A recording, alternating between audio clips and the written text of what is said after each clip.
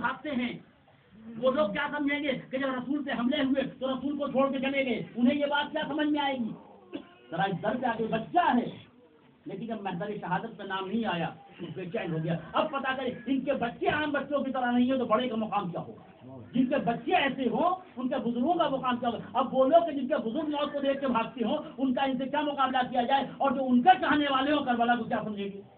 جن کے بزرگ موت کو دیکھ کے بھاگتے ہوں، موت کو دیکھ کے فرار کرتے ہوں، وہ ان بچوں کی حقیقت کو کیا سمجھیں گے؟ اس کربلا کے فلسفے کو کیا سمجھیں گے کہ جب محضر شہادت بیان کیا گیا اور جناب قاسم کا نام نہیں آیا تو جناب قاسم ہے جب رو رہے ہیں بیٹھے ہوئے، جب روتے ہوئے دیکھا تو سینک جلی نے پوچھا بیٹا کیوں روتے ہو؟ کہا کل تب تو شہید ہو جائیں گے، کیا ہم شہید نہیں ہوں گے؟ کہا کہ نہیں بیٹا، میں نے کسی مصلحت کے تمہارا نام نہیں بیان کیا تھا، تم کیا حتیٰ کہ چھوٹا بچہ علی اصغر بھی شہید ہو جائے گا۔ کیا کہنا قاسم کی غیرت کا، جیسے یہ سنا کہ علی اصغر بھی شہید ہو جائیں گے، یہ تو جانتے تھے کہ جو بھی جائے گا پیروں پہ چل کے جائے گا، علی اصغر تو پیروں سے چلنے کے قابل نہیں ہے۔ ایک ہی سوال کیا کہ کیا چچا اشتیا خیمے میں داخل ہو جائیں گے؟ تو مولا نے کہا نہیں نہیں، اشتیا خیمے میں داخل نہیں ہوں گے، میں علی اصغر کو گودی میں لے کے فوج کے سامنے جاؤں گا، میں کہوں گا شہزادے ارے آپ کو کیا معلوم کہ جب سب مارے جائیں گے تو خیمے میں بھی آگ لگائی جائے گی، سروں سے بھی بیویوں کی اجازت چھینی جائے گی۔ جزاکم ربکم۔ کچھ اطمینان ہوا جناب قاسم کو، جناب قاسم کو پھر اطمینان ہو گیا، اور اس نے بیٹا تمہارے نزدیک شہادت کیسی ہے؟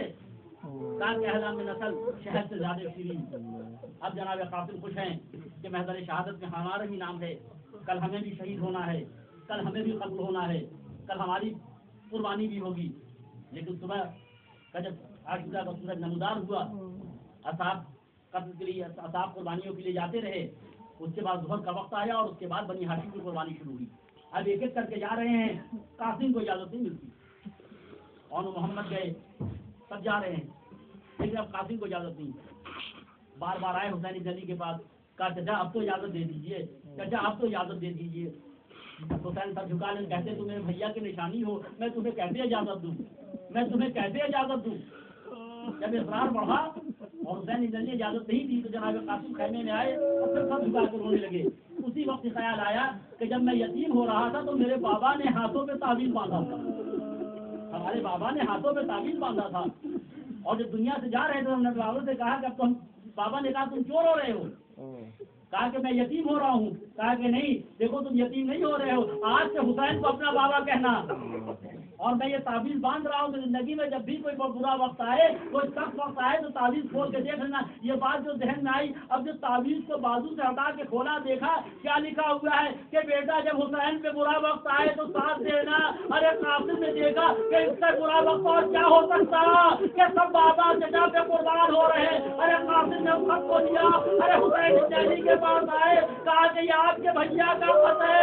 ارے حسین نے خط کو لیا، آنکھوں سے لگایا، سب پہ رکھا، پوتا دیا، پڑھا تو کیا لکھا تھا؟ ارے بڑے بھائی کا حکم تھا کیا کرتے؟ قاسم کو اجازت کو دے دی، لیکن حسین علی کو اجازت کیسے دیتے؟ قاسم کو گلے سے لگایا، لگانے کے بعد اتنا روئے کہ چچا بھتیجے دونوں کو بچا دیا۔ اور جب بچ جاتا ہے تو پانی کا چھڑکاؤ کیا جاتا ہے۔ جزاکم ربکم۔ ہائے خیمے میں پانی کہاں تھا جو چھڑکاؤ کیا جاتا؟ علی اکبر عباس آئے، آنے کے بعد آنسوؤں کا چھڑکاؤ کیا۔ ارے جناب قاسم بھی بھوک سے بیدار ہوئے، حسین بن علی بھی بیدار ہوئے۔ ارے حسین بن علی نے قاسم کو سوار کیا، امامہ باندھا، آراستہ کیا اور جنگ کے لیے بھیجا، لیکن 2 قدم آگے بڑھ کے کہا بیٹا قاسم ذرا آ جاؤ، اب ملاقات ہو یا نہ ہو۔ اس کے بعد گریبان کو چاک کر دیا۔ جناب قاسم نے پوچھا چچا آپ نے یہ گریبان کیوں چاک کیا؟ کہا یہ یتیموں کی نشانی ہے۔ اور اس کے بعد الوداع کہا۔ ارے قاسم گئے، علی کا پوتا ہے، جنگ کر رہا ہے، پشتوں کے پشتے لگا دیے۔ فوجی علمان حفیظ کہہ رہی تھی ارے ایک ایسے شخص کو پسند ساتھ نے بھیجا جو 1000 لوگوں کے مقابلے میں آتا تھا، وہ قاسم کے مقابلے میں آیا، لیکن یتیم حسن نے اسے بھی قتل کر دیا۔ اس کے بعد پسند صاحب نے ارزق شامی کو بلایا، ارزق شامی آیا، اس کو حیا آئی کہ چھوٹے بچے کے مقابلے میں کیا جائے، اس نے اپنے بیٹوں کو بھیجنا شروع کیا۔ اس کے 4 بیٹے تھے، ایک ایک کر کے سب قتل ہو گئے۔ ارزق شامی پاگل کی طرح آیا، آنے کے بعد جناب قاسم کے مقابلے میں کھڑا ہوا، جناب قاسم نے اسے بھی قتل کر دیا۔ اس کے بعد پسند صاحب نے کہا ارے تم کیا دیکھتے ہو، یہ علی کا پوتا ہے، ایسے قتل نہیں ہوگا، اسے گھیر لو۔ آئے جناب قاسم کو जनाब कासिम से दूसरे का सस्ता सीधा था, जनाब कासिम उसे बांधना चाहते थे, एक साल इनने पुल पे हमला किया। अरे पुल पे हमला होना था, कासिम जमीन पे आए, आवाज दी चाचा मदद को आइए। अरे हुसैन ने सुना, अरे हुसैन दौड़ते हुए अरे कासिम के पास आए, पहले उस कासिम को तलाश किया जिसने दर्द लगाई थी। अरे हुसैनी गली ने कासिम पे जो हमला किया, इधर की फौज इधर, उधर की फौज इधर, अरे तो सुने अखबार में कासिम का लाशा पामाल हो रहा है। अरे जब भी घोड़े की साथ कासिम के सीने में पड़ती है, कहते हैं चाचा मदद को आइए, चाचा मदद को आइए। अरे हुसैन आए, कासिम का लाशा पामाल हो चुका था। अरे हुसैन ने कहा बेटा चाचा को अफसोस है कि तुम उदासे रहे, आया चाचा ने हुसैन ने कासिम के लाशे को उठाया, रवायत में जनाब कासिम के लाशे को उठाया तो 14 साल का बच्चा था, लेकिन पैर खत देते हुए जा रहे हैं, इसलिए कि पामाली के बाद लाशा इतना लंबा हो गया था कि वो जमीन पे खत देता हुआ जा रहा था।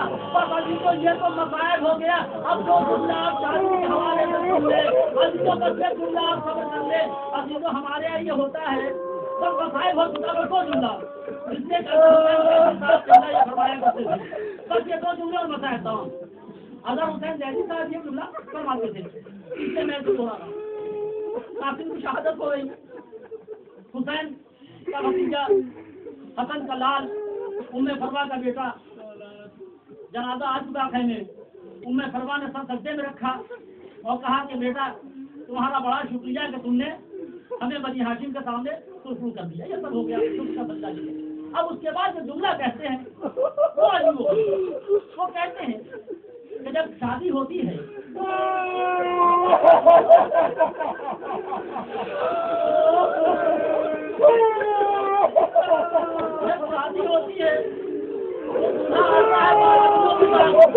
और जब बारातियों के साथ आता है तो दुल्हन को लेकर घर चला जाता है। लेकिन शादी तो हुई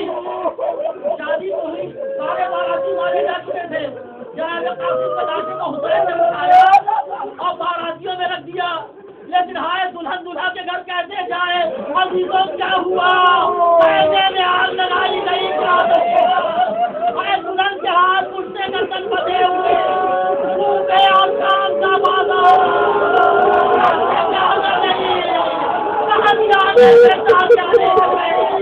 हाय दुल्हन कैसी जाएगी मेरे वालिद साथ, हाय तुमको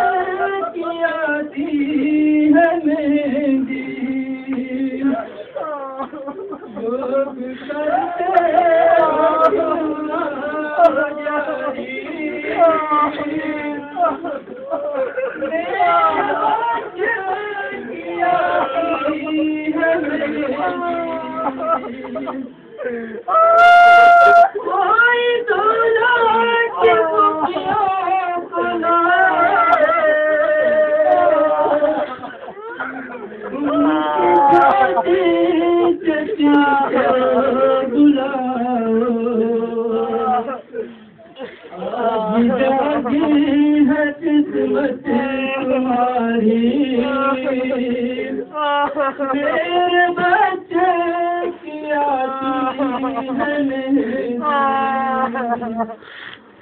میری بالی سکینہ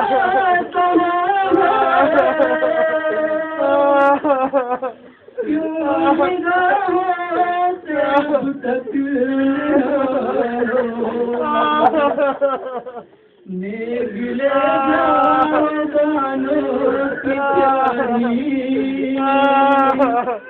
میرے بچے کیا